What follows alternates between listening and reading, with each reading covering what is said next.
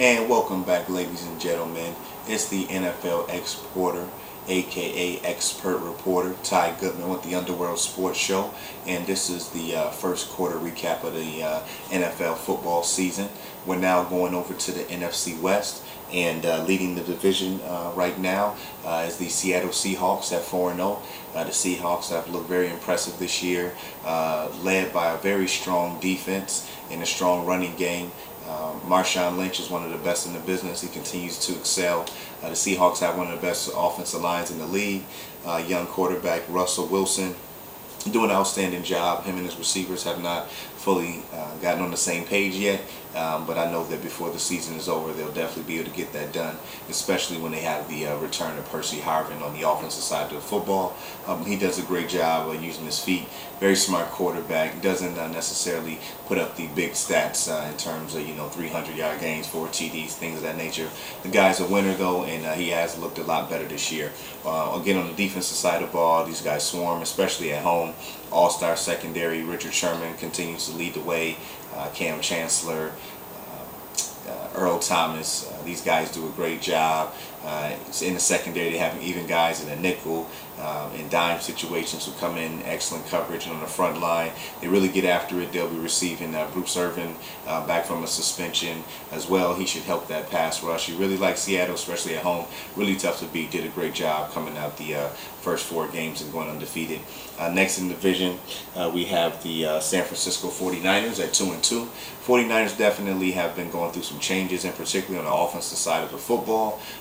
Passing seemed to be what was going to be the MO coming out, but it was the running game actually that really is the 49ers bread and butter, especially when you look at the 49ers don't have Mario Manningham, Michael Crabtree, 2 key receivers. It's pretty much been Anquan Bolden and Vernon Davis having to carry a load, but Bolden's done an excellent job. Has proven to be a very key pickup through free agency for the 49ers. You figure if he wasn't there, they'd probably be in a ton of trouble, and they've struggled in the passing game in huge part due to the lack of the running game.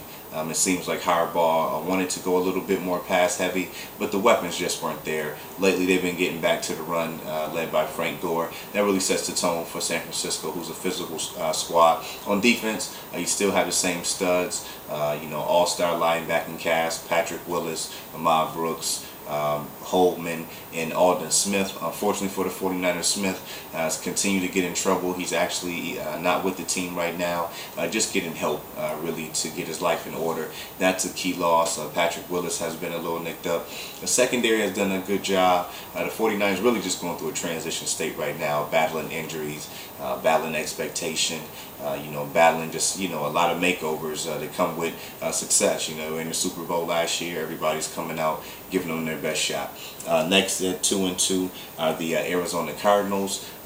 Really not a lot to rave about the Cardinals. A couple victories. Carson Palmer, he's looked decent. Larry Fitzgerald continues to be an all-pro out there. Obviously demands a lot of attention from opposing defenses. Running game has really struggled.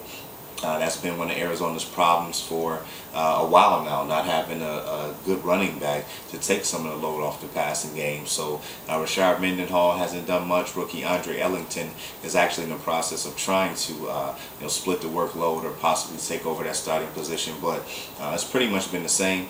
On defense, the Cardinals definitely do a good job, a solid defense. Guys like Darnell Dockett, Patrick Peterson, Carlos Dansby, they do a great job. Rookie Tyrod Matthews is doing an excellent job from LSU, and also they'll be getting back Pro Bowler from last year, Darrell Washington, and he should definitely help out the defense as well. Last but not least are the St. Louis Rams. They come in at 1-3. Another team that just unable to run the ball. They lost Steven Jackson to free agency.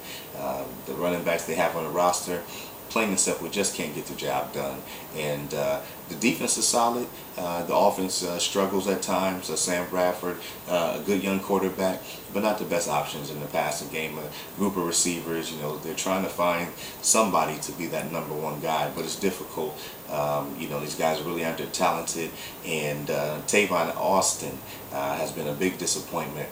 Everybody was expecting huge things from him coming out of West Virginia this year, and he's not performed at all. I'm not sure if he doesn't get the offense if he's not able to get off the line of scrimmage or what it is. But I mean, his impact even in the special teams game, it hasn't been felt. So that's confusing. You hope to see him get his hands on the ball and become a little bit more part of the offense, because that was what he was supposed to be there for, was explosion and big plays and to help out an offense that really doesn't have a lot of playmakers. Again, on the defensive side of the ball, they're very solid.